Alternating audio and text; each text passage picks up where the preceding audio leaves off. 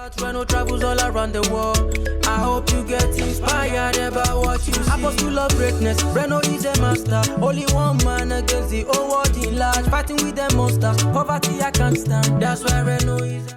Thank you for joining me on my masterclass. Now, today we're talking about 7 businesses you should never invest in. 7 businesses you should never invest in under any circumstances. Now, it's good to know what businesses to invest in. And it's also good to know what businesses not to invest in, because you can get wiped out. I mean, totally wiped out, if you invest in the wrong business. And it's very difficult, to build yourself back up to the situation or to the position that you were in before you got wiped out, especially when you're above the age of 36. So with that in mind, let's go into the businesses that you should not go into under any circumstances. Now, the first one is this, what they call fixed deposit or certificate of deposit. Now, so in countries in Africa, Asia, some countries in Europe, they call it fixed deposit.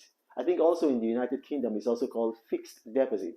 And then in the United States, for some reason, they chose to call it certificate of deposit. Now, what does that mean? It just means that you take in a sum of money, usually a large sum of money or a lump sum of money, and then you put it in a bank, and it's you fix it in a bank. So the bank trades with it, and then they offer you like an interest rate, or that's higher than a savings interest rate. So maybe the savings interest rate is going to be anywhere from between 2 to 5%.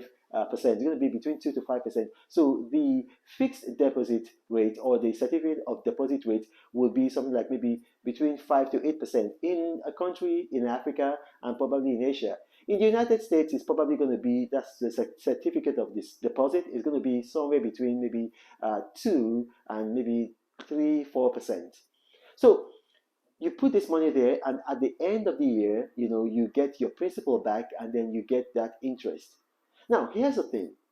If you factor in the rate of inflation, and then it makes nonsense of that, of that business model. It makes complete nonsense of that business model. Now, it used to be the case that in the United States and maybe in the United Kingdom, it was just a low-hanging financial fruit. You can make maybe something like 1.5% on your money when you factor in the inflation rate. But now things have changed. In the United States, for instance, inflation rate is almost 7%. So if you're getting a certificate of deposit rate of about 5%, which is probably the highest you can get, or maybe even 6%, you're actually losing money. Your money is disappearing. If you're in Africa, if you are in a country in Africa with the inflation rate of about 15%, which is what it is on the average in West Africa, and in East Africa, just slightly less, and then you're getting maybe as high as 8% on your fixed deposit, guess what? You're losing money because your money is growing slower than the rate of inflation. So inflation is wiping away whatever value that you think you're getting. So it's like taking your money, it's just like an ice cube, and you put in an ice cube under the sun. Your money is just melting. So it's a business that you don't want to go into. You're better off investing your money in an S&P 500 index fund. And I've taught you on this channel how you can do that from any country in the world. There is no citizenship requirement for you to invest in the US stock market. Or you can invest, in cryptocurrencies. You can invest in agriculture. You can invest in a real estate investment trust. There are a number of things. Mutual funds. Don't put your money in a fixed deposit or certificate of deposit. Now, the second thing you don't want to put your money in is into a newspaper or a print media. Newspaper or print media. That is a dying business. It's a dying business. All of them, if you look at even the New York Times, which is probably the #1 newspaper in the world, circulation is dropping. Now, a print media like Newsweek had to say, okay, you know what, we are no longer printing. We're just going to be publishing online. The print media industry is dead. All papers, circulation are dying. Why?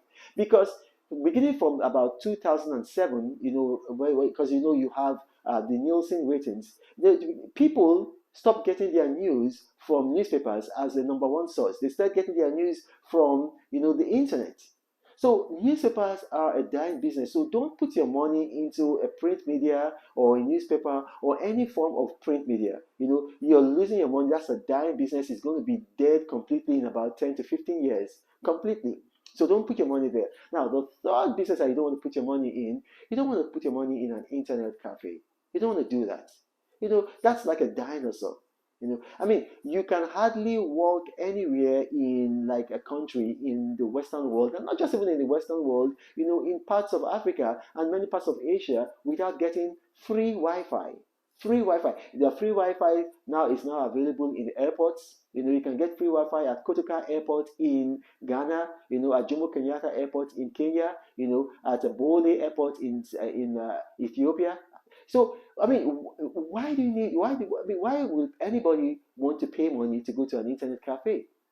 You fly into London, and then you right at the airport you can get internet for £5 for, I mean, the entire duration of your stay for a month, and then it even rolls over. And then I mean, you're walking around in London, in Lagos, in Accra, in Bangkok, in Thailand, in Mumbai, and then coffee shops have Wi-Fi, hotels have Wi-Fi, even right now banks have Wi-Fi. So why would anybody want to start an internet cafe? You're just going to pump in a lot of money, on PCs, on subscription, so you can get like a high-speed internet, and at the end of the day, you're not going to make money. So don't do that. Now the next business is taxis. Getting a hacking license and then going into the taxi business. That is also a dying business. Why? Because we've got Uber, we've got Bolt, we've got Taxify, and we've got 100 other ride sharing apps. So that business is, and that's why you're seeing that in the city of London, in San Francisco, in Paris, you're seeing that taxi drivers, they're protesting. Why? Because they're protesting because they know that their industry is dying out. It's cheaper, and more convenient for you to get an Uber, a Bolt, a Taxify, or any ride-hailing app. You go to a country like Ethiopia, they have their own Uber and they call it Ride. You go to other countries, they've got their own version. So why would you want to go and invest in a hacking license, which by the way are overpriced, and then you just have a taxi? And it's a dying business. That's why if you go to places where they still have taxis, you're going to see that the people who are doing that are elderly people who can no longer adjust, so they're just going to stay into that business until the business crashes. So you don't want to do that. Now, the next business, the fifth one that you don't want to go into is blogging. Look, blogging, because now you've got micro blogging sites, you've got Twitter, you've got Instagram, and then you got Facebook. And Facebook, they've done a lot of changes to make blogging within their site so attractive. So a lot of people are not even going into blogs anymore. In fact, as a matter of fact, the people who are still even in the blogging business, they blog and then they come on Instagram, Facebook, Twitter, Snapchat, and co to try to promote their blog posts. So it's a dying business, it's a shrinking business. It's not something that you want to go into blogging. What you want to go into, new and emerging businesses. Like I've done on my channel, like literally probably like close to 100 by now that you can do that are still alive. So you don't want to do that. Now, the sixth one that you don't want to do is this. You don't want to invest in any share that over the last 10 years has indexed less than their inflation rate.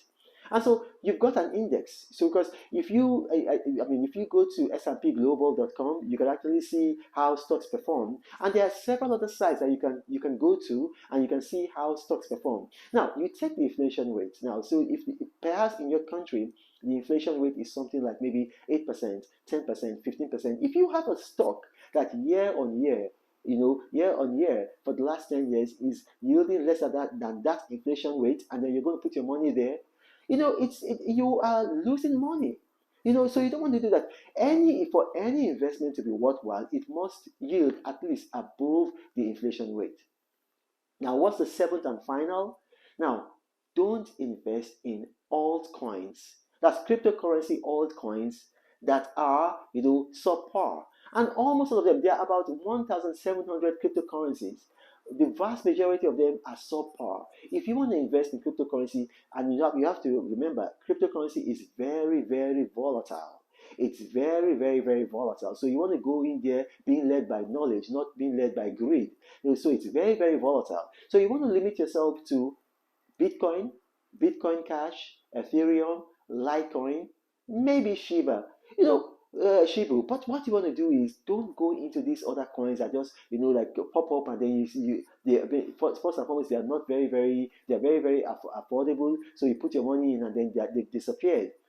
Limit yourself to these ones that I just mentioned. Now, my name is Ronald Mokri. If you've watched this video and you have questions, what you can do is you can put them in the comment section. You can put them in the comment section. Now, my staff are very good at curating comments, and then they're going to bring them to me. Not another person, I will respond to your comments. Now, also remember, I do not have a WhatsApp forum. I do not have a Gmail email account. I do not have a Telegram channel.